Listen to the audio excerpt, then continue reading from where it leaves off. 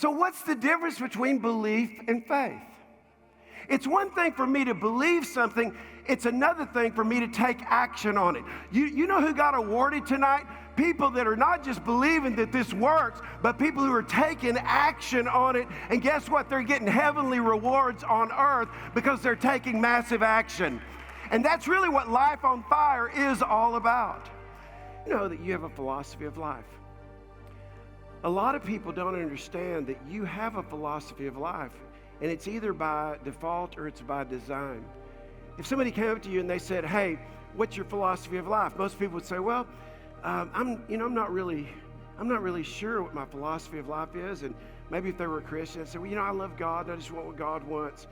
But each one of us has a philosophy of life, and some of you don't know that. And you're trying to find, like, okay, what is my meaning? What is my purpose? Because your philosophy of life is attached to your meaning and your purpose. But really, your philosophy of life can be summed up in 3 words. It's think, be, do.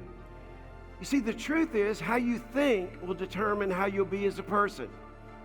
And how you be as a person will determine what you do in your life.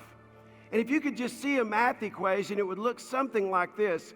Your think plus your be plus your do equals what you have in life. And so if there's any area of your life that you don't like what you have, just take a step back. What have I been doing? Then take a step back. How have I been being? And most importantly, take a step back. How have I been thinking? So I want to ask you a question tonight, and that is, who taught you to think like you think? You see, again, most of the time our thinking sort of evolves based on the people that we're around, our family of origin. Our thinking is shaped by our environment. It's shaped by our nationality, by our ethnicity. It's shaped by so many different things that sometimes we don't even realize that the lid on our life ultimately is how we think. And so we founded Elevate Life Church 21 years ago because I believe this. When you elevate your thinking, you elevate your life. Would you say that with me?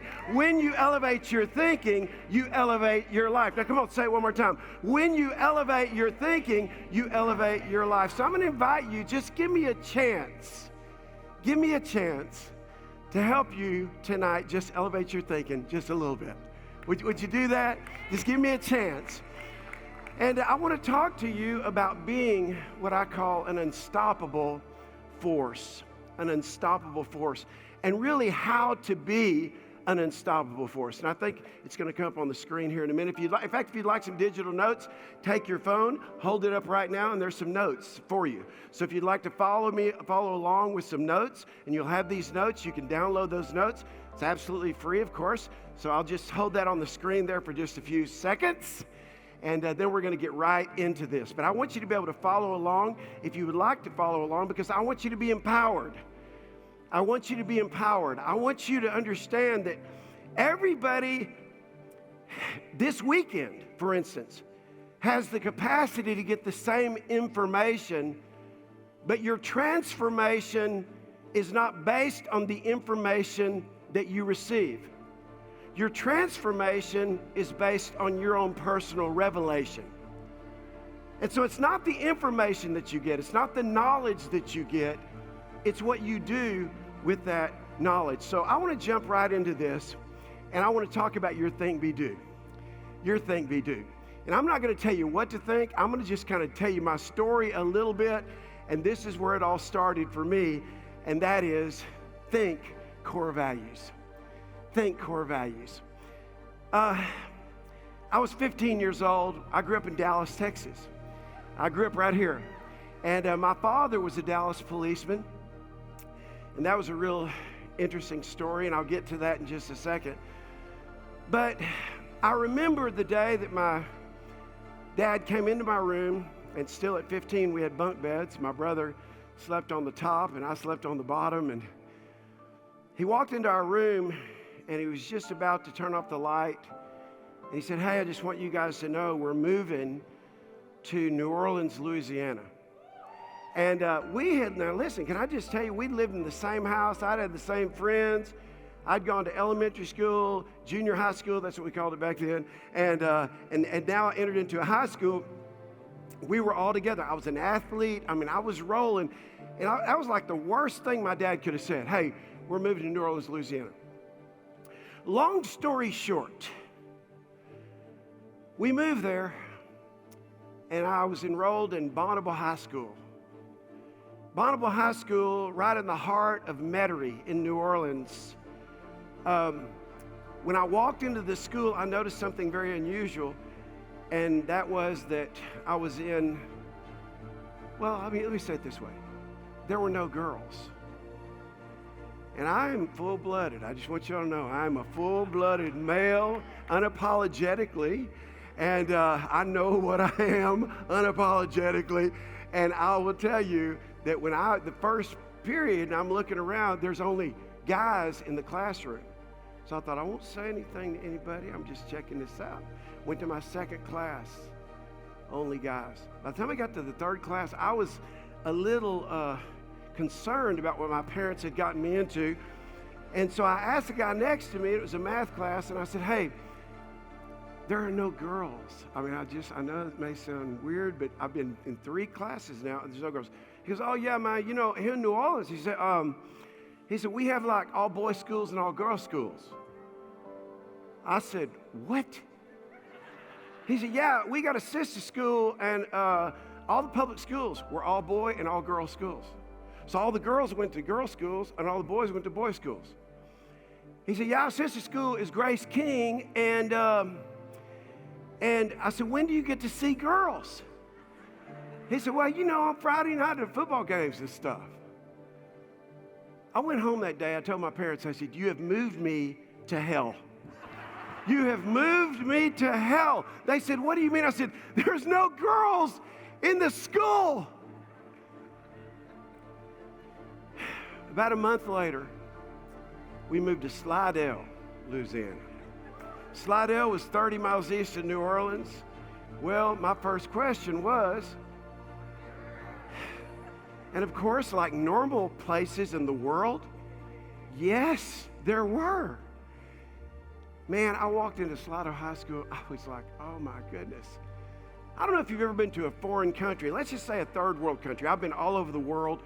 When you come back to America, I'm just telling you, you get off that plane and you want to kiss the ground. If you've ever been outside America, no matter what other country it is, no matter how great it is, it can even be a vacation in your favorite place. But when you come back to America, I'm just telling you, y'all, how many of y'all love America? Come on, I mean, that's the way I felt after going to Bonneville High School. And now being in Slidell, I walked in and went, oh, thank God, this seems normal. Like I didn't know there was anything else. Well, it was about the third period again. Basketball coach comes up to me and says, hey, play basketball? Now, I'm 6'6" now, and I weigh about 260 pounds. But back then, when I was 15, I was about 6'3", and I weighed 165 pounds. In fact, if I turned sideways and stuck my tongue out, I looked like a zipper. I mean, I was very, very skinny. And he said, you play basketball? I said, yes, sir, I do. He said, well, we got a game tonight against the Salmon Spartans. They're our crosstown rivals, and would you like to come just sit on the bench and observe? I said, I'd love to, Coach.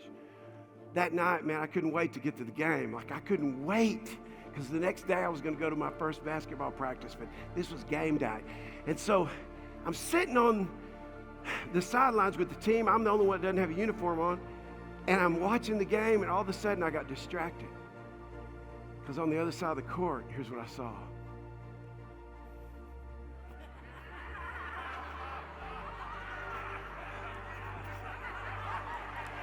But it wasn't a guy.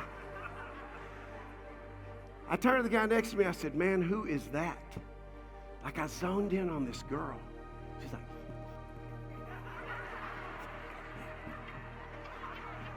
cheerleading.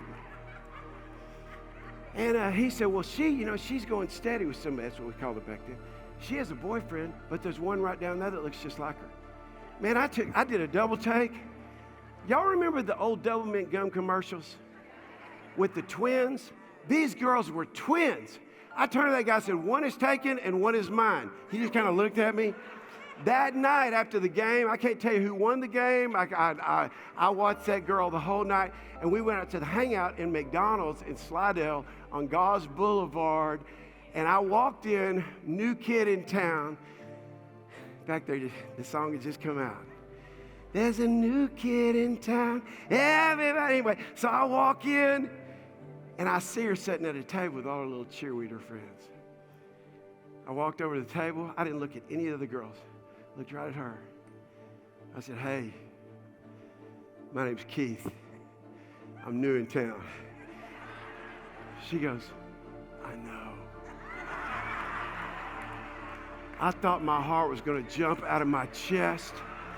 All her friends started giggling. They got up, and I said, hey, would you like a Dr. Pepper? She said, I would.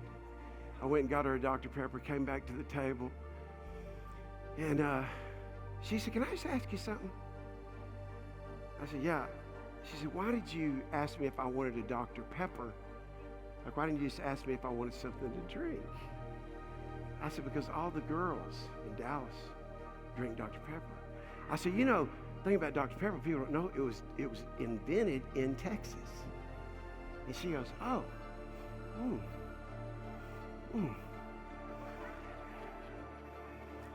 So we start talking. I said, well, hey, I'm new in town. She goes, I know.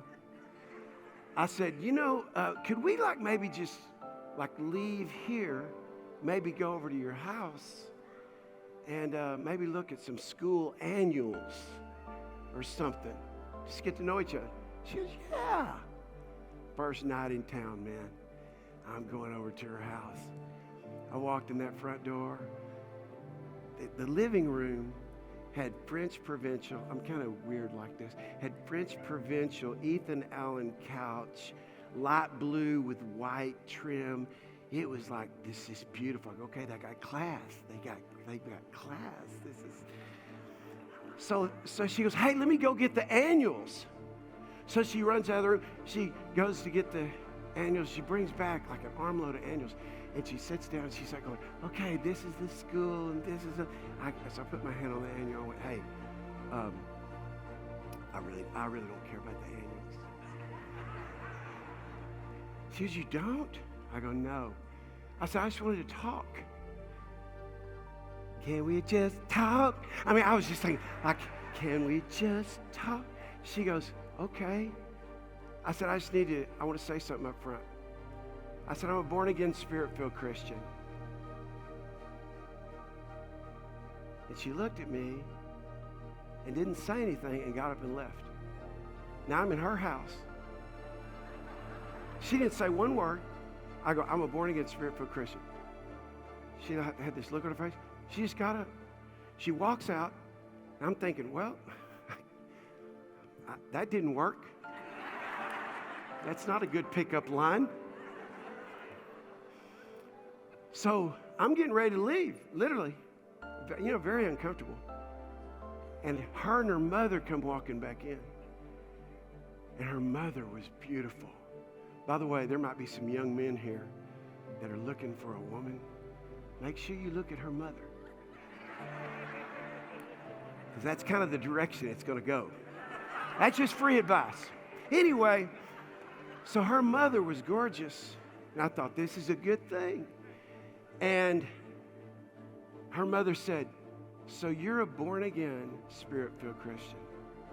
And I was already standing up, and I stuck out my chest. I did not have.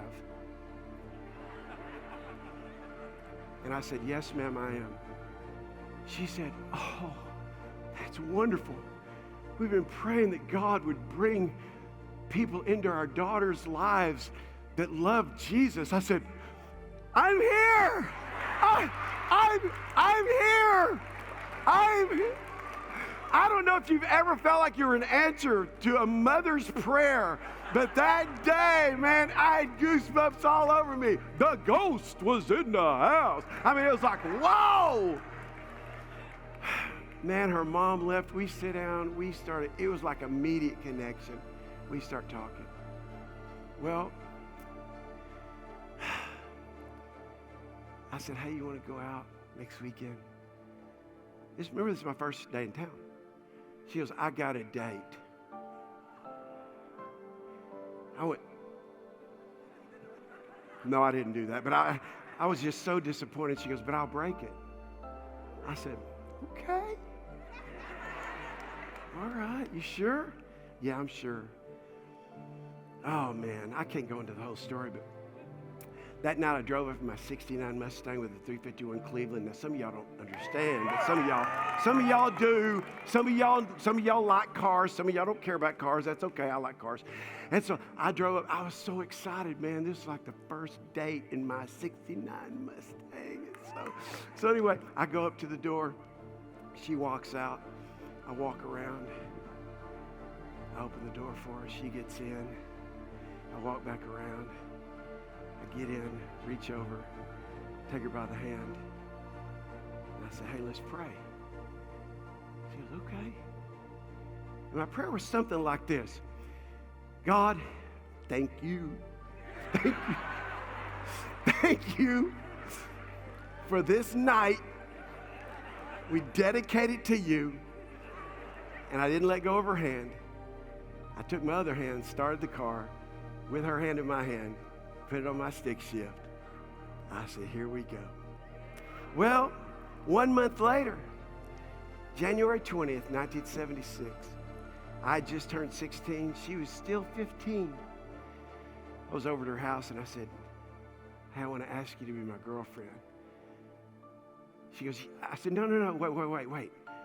Before you say anything, I have this philosophy about how relationships are supposed to work. You should have seen the look on her face. She went, really? I go, really? Do you have a piece of paper? She handed me a piece of paper. I said, I need a pen too.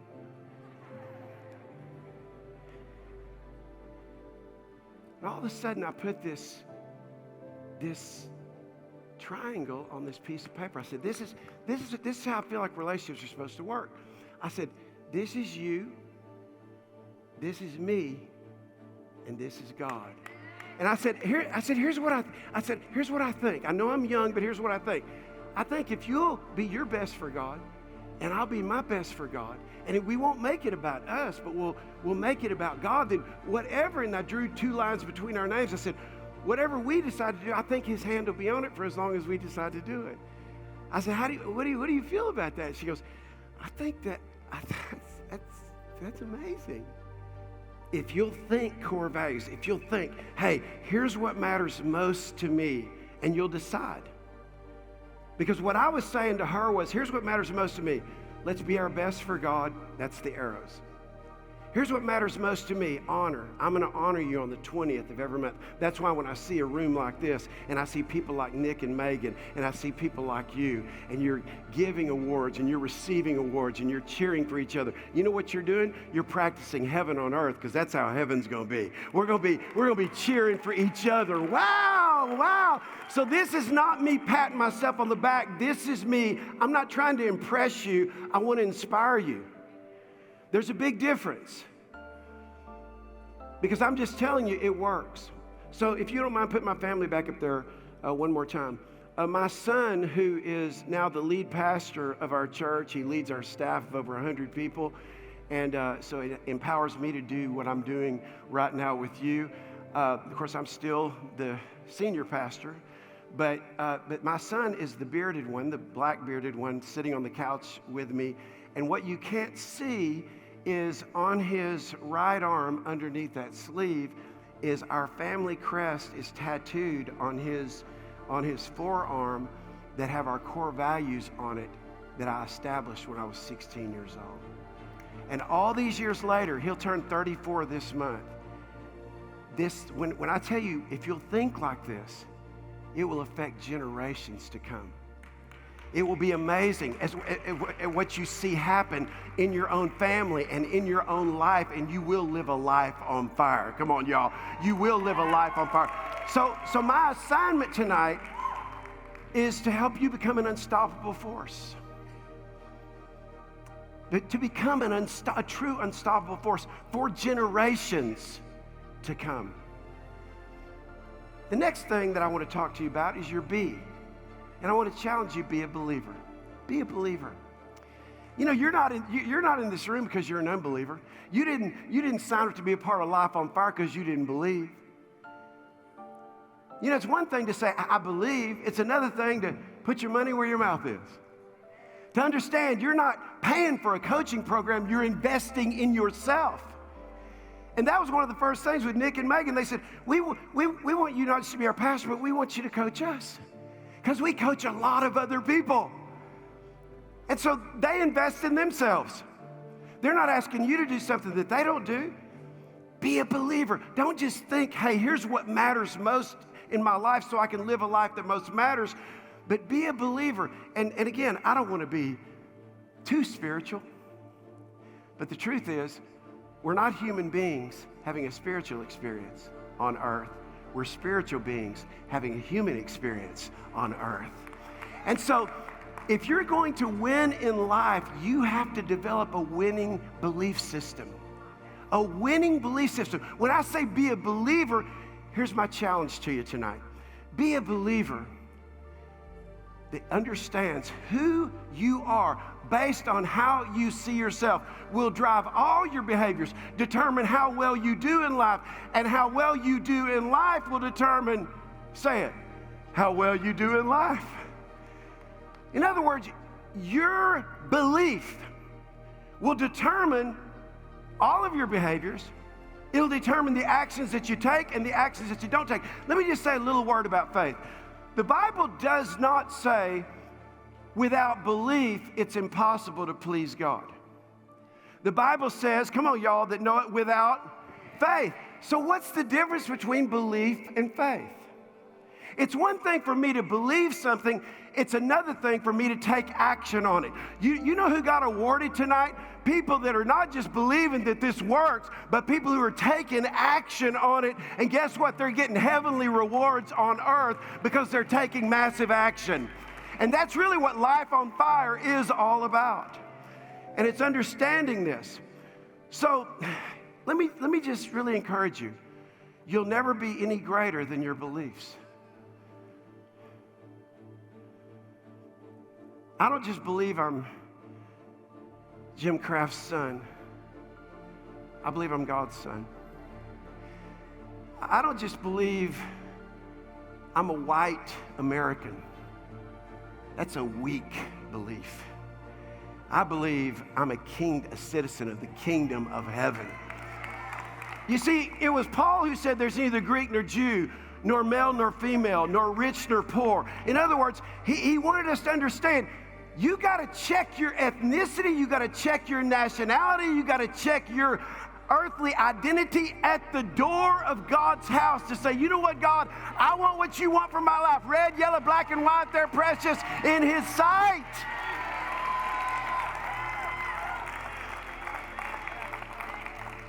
So you'll never be any greater than your beliefs, and that's what so many people don't understand.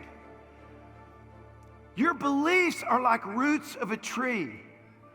The deeper the roots go, the higher the tree goes. The deeper your beliefs go, it proves to the world through the tree that you are, whether what you believe works or not.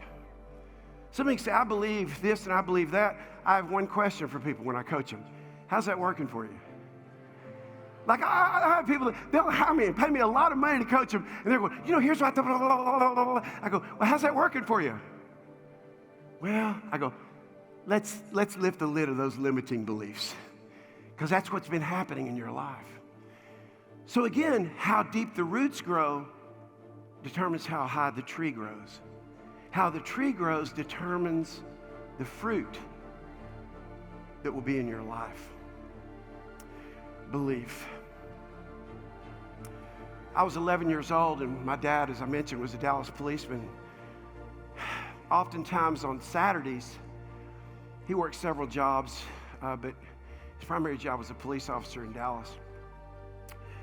And in fact, if I could just tell you a quick story, my dad, right over here across the street, was the first man in the Texas Book Depository in the JFK assassination. For 50 years, my father was on the news here in Dallas because he was the first man on the scene. He was the original CSI guy with the Dallas Police Department. And he, on Saturdays was the time where he had a little bit of time. He'd say, hey, come jump in the car. And I'd always go, where are we going? He'd go, does it matter? I go, no, it doesn't, Dad. I just wondered. He just wanted to be with me. And we'd jump in the car, and I'll never forget, this one day we jumped in his, some of y'all, again, may not know cars, so just bear with me, 68 Barracuda. We jump in this 68 Barracuda. I didn't know, what it was. But I was 11, and I was always kind of a big kid. When I was 11, I wore a size 12 shoe. So I just wasn't like a typical 11-year-old. I remember I'd go to the State Fair of Texas here. I'd be holding my dad's hand, and we'd go up and buy me a child ticket, and the person would go, is that a... My dad go, he's only 10. My dad was 5'9", and I was almost as big as him when I was 10 and 11 years old. He said, come get in the car. So we jumped in the car, we drove, and finally we came into Muskogee, Oklahoma. My dad was from Muskogee, Oklahoma. I said, where are we going? We didn't talk very much the whole time. All of a sudden we drove into, still this day, one of the poorest neighborhoods I've ever seen in my life. I've been all over the world. I've been to South Africa.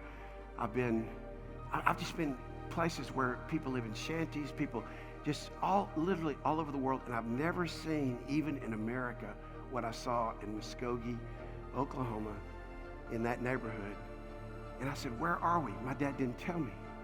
There was this dilapidated white house, if you want to say it was white, it wasn't. It was just no windows no panes on the windows, no front door, a broken down screen door. I grabbed my dad's hand. I was a little bit afraid. The yard was all overgrown. He wouldn't tell me where we were going. We go to this door. He opens this screen. It almost fell off the hinges. And there was a dirt floor and a few animals kind of running around. No furniture. And over to my right, I saw this old couch and an old man sitting on the couch. I was just, honestly, it was dark. I was afraid. Even though it was daytime, it was dark inside the house. We walk over to this old man, and my dad said, hey, Dad. My dad's dad looked up at him, and his eyes were glazed and didn't have any teeth. And he said, this is your grandson, Keith. Now, remember, I was 11, so for 11 years, my dad never even talked about his dad. I didn't know I had a grandfather.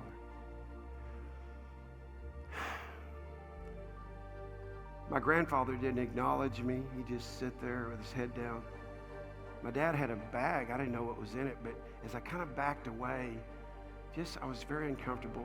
My dad said, Dad, I brought you some money and some candy, and he's kind of started having some small talk with him, and I couldn't wait to get out of there. It was only about 800 square feet in the whole house, and I walked over to the door, just waiting for my dad to leave. About 5 minutes later, he walked, and I grabbed his hand, and we walked outside, and I said, Dad, I never want to come back here. He goes, that's why I brought you here. Because this is where we're from, son, but this is not who we are. This is not who we are. You know what some people struggle with? They struggle with where they're from. And they put more belief in that than they do the destiny that God has for their life. I'm so glad that my dad said, that's why I brought you. Because I wanted you to see for yourself. And by the way, that's the last time I ever saw my grandfather. He said, this is where we're from, but this is not who we are. So be a believer. Be a believer. And here's two things that I want to challenge you to believe. I want to challenge you to believe in God. You might be here and you might say, I believe it. But I want to challenge you to believe in God, because here's what I want you to know. You're created in God's image. I want to challenge you to not only believe in God, but I want to challenge you to believe in you. You're God's son and you're God's daughter. You're precious in His sight. He made you in his image, and he made you to win. The Bible says, don't you know that all run in a race? So run that you might win. Run so that you might win. Don't just go through life and feel like a loser. You know what? Learn from your losses. Learn from your mistakes. Learn from your failures. Get back up and say, you know what? That doesn't define me. That's my teacher. That negative thing that happened in my past, that's my life lesson. That person that hurt me, they don't define who I am. I'm not going to be defined by what they did or didn't do. You see, the truth is I'm a child of God. And when you really believe that, there's something that happens on the inside of you that God says, you know what? I made you for this hour. I made you for 2020. I made you for 2021. 2021 is the other side of 2020. There's going to be some tough stuff, y'all, but God made us to win. He made us to win. I know I'm kind of getting excited, but I'm kind of excited about who he is because he's helped me understand who I am. And I want you to look at me up here. You're a winner. You may not have a lot of proof right now, but you're a winner. When you get with the right people, these are the right people, in the right place, at the right time, the right things always happen. This weekend is a time for right things to happen like never before in your life. And I speak that over your life, that for some of you, this is a new beginning. This is a new start. Your life is going to be on fire like never before.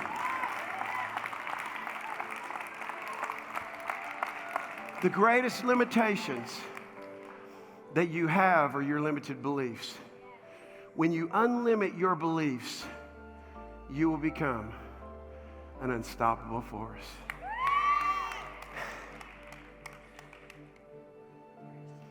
The year was 1860. The day was September 14th.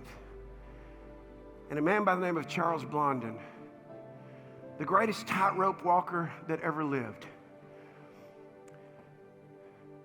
stretched a tightrope between the Canadian side and the American side at Niagara Falls. This is an actual brochure, that's an actual article in the paper, and these are actual pictures of that day. It was about 1,100 feet across, about 257 feet high in the air. If you've ever been to the Niagara Falls, it's one of the great wonders of the world. Just billions, literally, of tons of water hit with such force that it shoots a mist up hundreds of feet in the air. Blondin stood on the American side of Niagara Falls, and about 5,000 Americans had gathered. He said, how many of you believe that I can walk across to the other side? 1,100 feet, 257 feet in the air. And they shouted with one voice, we believe! He stepped out on that tightrope, and the pictures prove it. He began to walk across. The tightrope was already getting wet, but he had something in his mind that he was going to do. As he got closer to the Canadian side, he could hear them chanting his name, Blondin, Blondin, Blondin, Blondin. He made it across. He said, how many of you believe I can do it again? They said, we believe.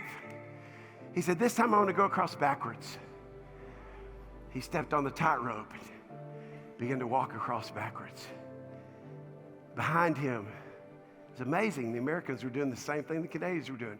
Blondin, Blondin.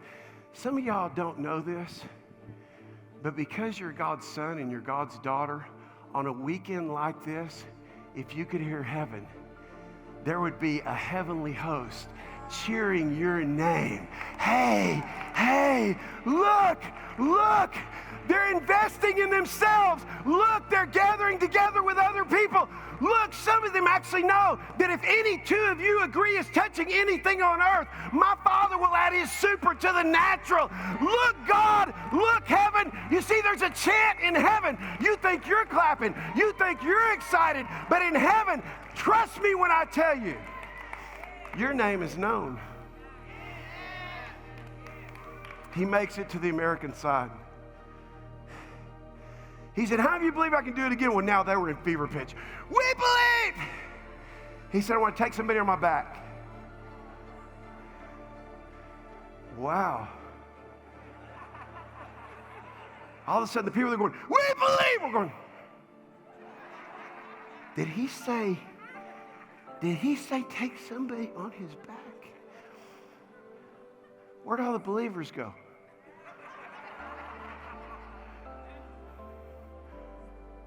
$5,000 people. They all said, we believe. But when it came time to sign up, when it came time to live a life on fire, it's like, that costs too much. No. He walked back across the Canadian side. They weren't cheering his name. This time they knew something was up. He said, hey, I was just over there with the Americans. I want to ask y'all the same question I asked them. How many of y'all believe I can do this again? One voice, fever pitch, we believe. He said, I want to take somebody on my back. Same response, two different countries. One person, really want you to get this, one person out of 11,000 stepped forward and said, I'll do it. And he was a man they estimate that outweighed Blondin by about 60 to 80 pounds. And he crawled on his back, and there was no turning back. And history records that they made it all the way across. Can I just inspire you for a second to believe in God because he believes in you. Believe that he made you to win, and that no matter how many losses you have, it's like Thomas Edison. He was trying to invent this light bulb. He had failed 10,000 times. A reporter said, man, when are you going to give up? He said, you have failed 10,000 times. He said, no, I've just found 10,000 ways it doesn't work. Some of y'all are sitting in this room because in your life, you are a professor on what hadn't worked. You got your doctorate in what doesn't work. But that was before Life on Fire, y'all. That was before getting with this group of people, y'all.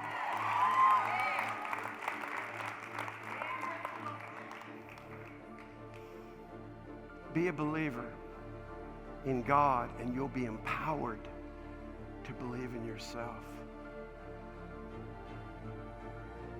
You'll be empowered to believe in yourself.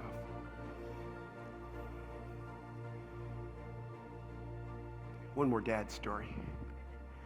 Around that same age at 11, because it was really a year of epiphany for me, my dad would take me to school at O'Donnell Elementary in Oak Cliff. I grew up in Oak Cliff in Dallas here, Cockrell Hill.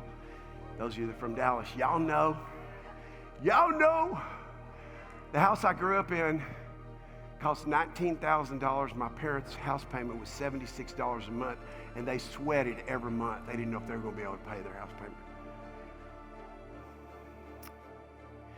My dad would drive me to school in his squad car. And he didn't drive me every day, but every day he drove me, this happened. The minute I get in his car, I'd slide right over next to him, put my arm around him. He was always so uncomfortable with that. He just held the steering wheel with both hands. I talk for a living. My dad never talked. He never hardly ever spoke. Very quiet, very much of an introvert. And he'd just drive me to school. And I'd have my arm around him. I'd be hugging on him. I'd put my hand on his leg, pat him on his leg. Like, you're awesome, Dad. He wouldn't say anything. We get to school, and I'd look at him right in his ear. Because he's looking straight ahead. I go, Dad, I love you. And he couldn't say it. So this happened every day he took me to school. Now, he didn't take me to school every day, but every day he took me to school, this same thing happened. I'd look him right in his ear. I'd say, I love you. He'd just sit there, kind of go like this. And then I would say, started at 11 years old, Dad, repeat this after me. Say, I, and he would go, I love you. You. I go, you did it! You did it! You did it! And he never looked at me, just stared up. I would take his face in my hands, turn it towards me. I promise this is what it was like. I go, Dad, look at me. Look at me. I love you. And then I would kiss him right on the lips. And he'd go, okay, son, all right, okay, all right, all right. Have a good day. That was the routine. I'd get out. I had a few little friends. Now, again, I was always the big guy, so they wouldn't make fun of me. They were always wanted to see what I would do with my dad. Every time they saw the squad car come, they go, hey, Keith. I go, hey, and they would just laugh. So one day, my mother was giving me the business. She said, Keith Allen, that's my middle name. She said, your father is a public servant. When you are in his car, you're sliding right over next to him. You're almost as big as him now. You've got your hands all over him. You're driving down the road. You're hugging on him. You're laying your head on his shoulder. She goes, it just doesn't look right, son. It does not look right. And I remember one day she said it all the time. And I started crying. I said, Mom, you know how he didn't have a dad. Never told him he loved him. His dad was never around. I said, I really feel like God spoke something to me. And she goes, what? My mother and I prayed together all while I was growing up. We prayed together in the Spirit. We prayed. She knew I heard from God even as a young child. I said, I felt like God told me to love Dad in a way that his dad never loved him. And my mother said, and she started crying, she goes, yes, that's what your father needs. That's exactly what he needs. Yes, I said, but Mom, listen, I want your permission. I want your permission to let me be me. Let me love Dad. Let me hear God for Dad. You see, my dad didn't know the Lord. We went to church. My dad would sit there, and because he worked so hard, he would fold his arms and he'd literally sleep in church. I remember one time I asked him, I said, Dad, why do you sleep in church? And he said, well, son, I guess it's because that's the only place I feel peace. I go, well, I understand that, Dad. He goes, I'm listening though. I go, I know. I'm not judging you.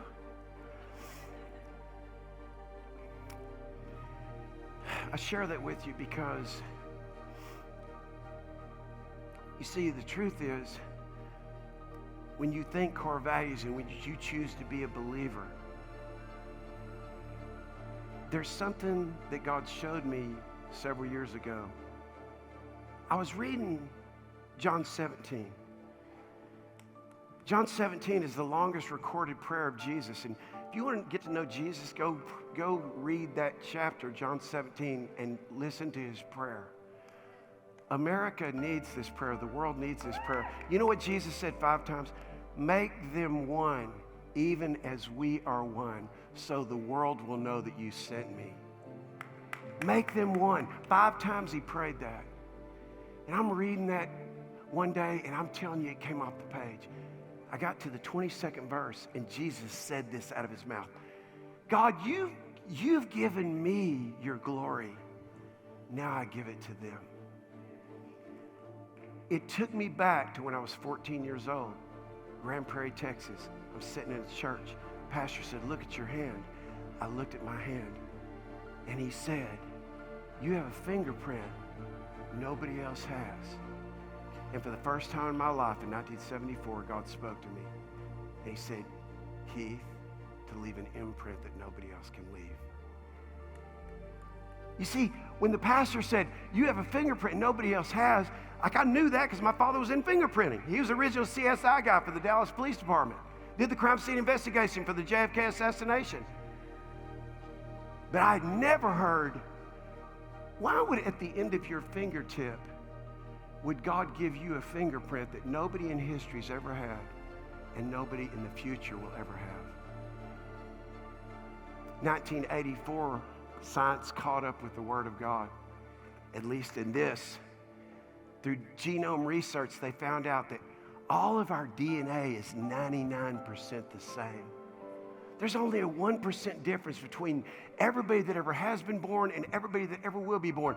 A 1% difference. I call it your 1% X factor for success.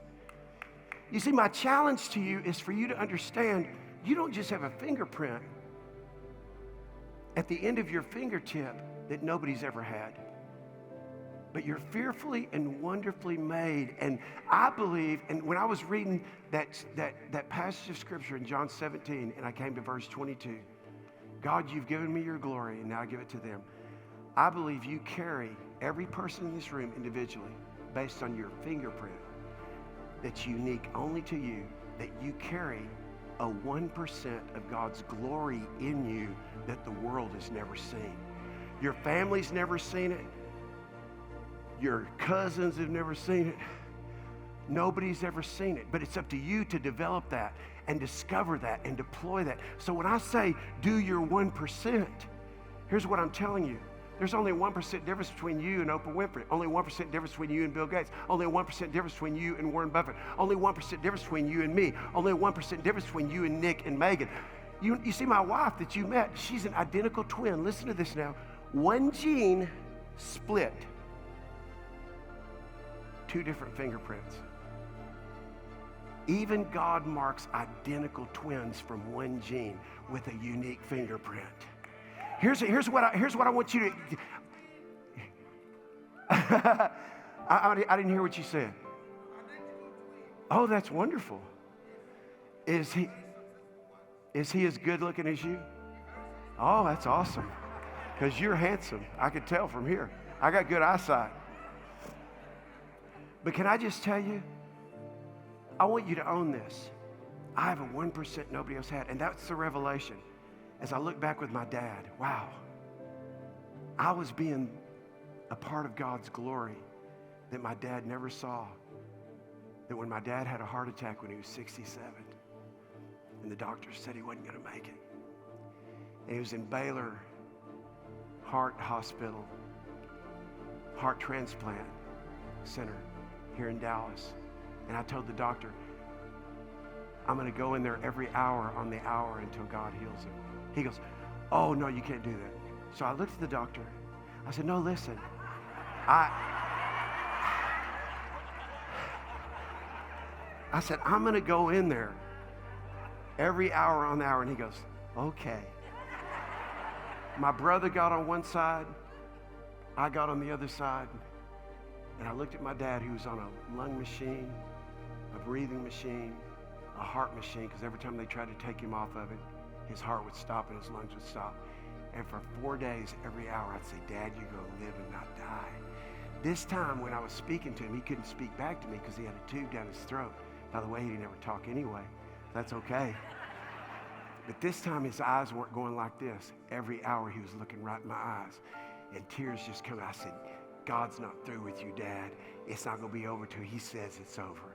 And guess what? 4 days later, they finally took him off that heart machine and that lung machine. He rose up. You know what his first words were? First time in my life I ever heard it. God is real. God is real.